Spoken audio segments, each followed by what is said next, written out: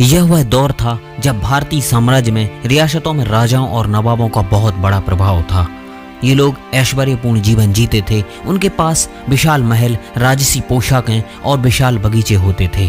राशि ठाट बाट में आभूषण, सोने और चांदी के बर्तन और महंगे कपड़े शामिल होते थे। उन्हें हर प्रकार की सुविधाएं मिलती थीं, जैसे कि संगीत, नृत्य और शिकार का आनंद लेने के लिए सम्राटों के लिए निजी गायक, नर्तकियां और जोकर।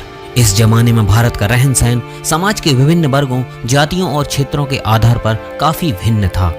इस समय भारतीय समाज में ब्रिटिश साम्राज्य का प्रभाव बढ़ने के साथ साथ कुछ सामाजिक, सांस्कृतिक और आर्थिक बदलाव भी हो रहे थे।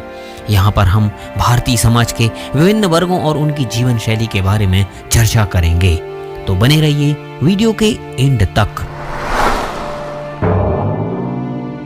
इस जमाने में लोगों के खाने में भी कई प्रकार की विविधताएं थीं। राजघराने में गुलाबी, मांसाहारी भोजन, स्वादिष्ट मिठाइयाँ और शाही पकवान बनते थे। ये लोग अक्सर शिकार के लिए जंगलों में जाते और विशेष भोज आयोजित करते थे। इस समय भारत की अधिकांश जनसंख्या किसान थी, जो मुख्यतः कृषि पर निर्भर थी। उनका जीवन बहुत कठिन था और वे जमींदारों, पटवाओं और ब्रिटिश करों के अत्यधिक दबाव में जीवन जीते थे। गांव का जीवन बहुत साधारण था और घर सामान्यतः मिट्टी के होते थे।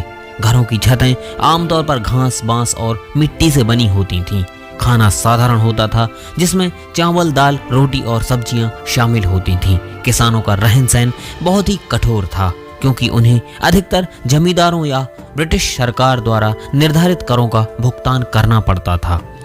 अधिकांश गांवों में शिक्षा और चिकित्सा की पहुंच काफी सीमित थी और इसका मुख्य कारण था समाज में सामाजिक, आर्थिक असमानताएं और ब्रिटिश शासन के तहत स्थानीय संसाधनों की कमी। हालांकि कुछ गांवों में विशेष उत्सवों और मेलों का आयोजन होता था, जहां सांस्कृतिक और धार्मिक गतिविधियां भी होती थीं, लेकिन ग्रामीण क्षेत्रों में बुनियादी सेवाओं की स्थिति बहुत खराब थी। 200 साल पुराने इस दौर में भारत के शहरी जीवन में कुछ महत्वपूर्ण बदलाव आए थे, खासकर उन प्रमुख व्यापारिक शहरों में जैसे बम्बई, कलकत्ता और मद्रास। इन शहरों में यूरोपीय प्रभाव बढ़ने के साथ साथ व्यापार, उद्योग और वाणिज्य में भी तेजी आई। इन शहरों ने भारतीय समाज की आर्थिक और सांस्कृतिक धारा को नया रूप दिया और यहाँ के व्यापारी वर्ग, शिल्पकारों और कारखानों के मालिकों का जीवन ग्रामीण इलाकों की तुलना में काफी बेहतर था। वे आमतौर पर यूरोपीय वस्त्र जैसे कॉफी की ट्रे, लकड़ी के फर्नीचर, चांदी के बर्तन और ब्रिटिश कलात्मक वस्तुएं रखते थे। व्यापारी वर्ग का जीवन शहरी और समृद्ध था और उनके रहन सहन में पश्चिमी प्रभाव के संकेत स्पष्ट रूप से दिखाई देते थे। इस समय के व्यापारी न केवल अपने व्यापार में सफल थे, बल्कि उनके जीवन में ऐश्वर्य, संस्कृति और व्यावसायिकता का समावेश था। उनके पहनावे, घर की सजावट और अन्य दैनिक जीवन की आदतें उस समय की सामाजिक और सांस्कृतिक विशेषताओं को दर्शाती थीं। वाणिज्यिक शहरों में जीवन तेज था और यहाँ पर व्यापारिक मेलों का आयोजन होता था, जहाँ पर विभिन्न प्रकार के सामानों का व्यापार होता था। धार्मिक नेता, पंडित और साधु संतों का जीवन भी सरल और संयमित था। उनके पास कोई संपत्ति नहीं थी और वे साधारण जीवन जीते थे। वे मंदिरों में पूजा और धार्मिक कार्यों में संलग्न रहते थे। उनके भोजन में सामान्यतः सादा भोजन, फल, दूध और भोजन शामिल होता था।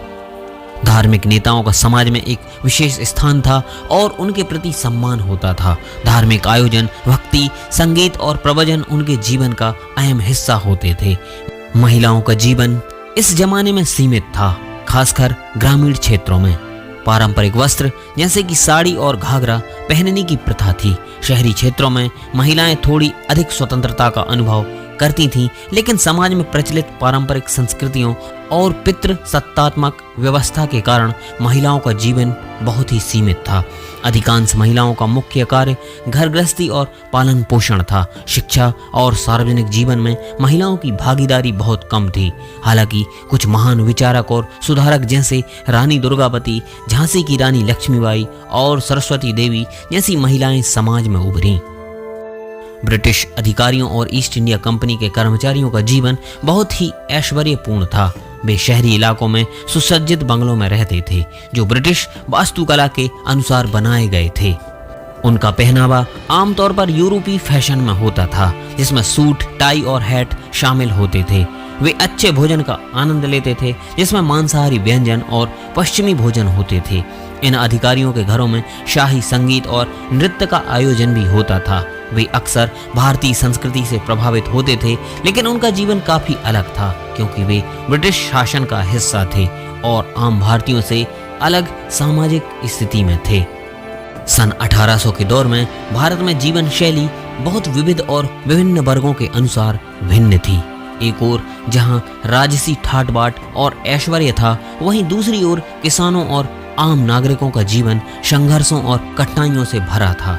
ब्रिटिश साम्राज्य का बढ़ता प्रभाव और समाज में हो रहे बदलावों के कारण यह समय ऐतिहासिक दृष्टि से महत्वपूर्ण था क्योंकि इसने भारतीय समाज को एक नए रूप में बदलने की प्रक्रिया को जन्म दिया।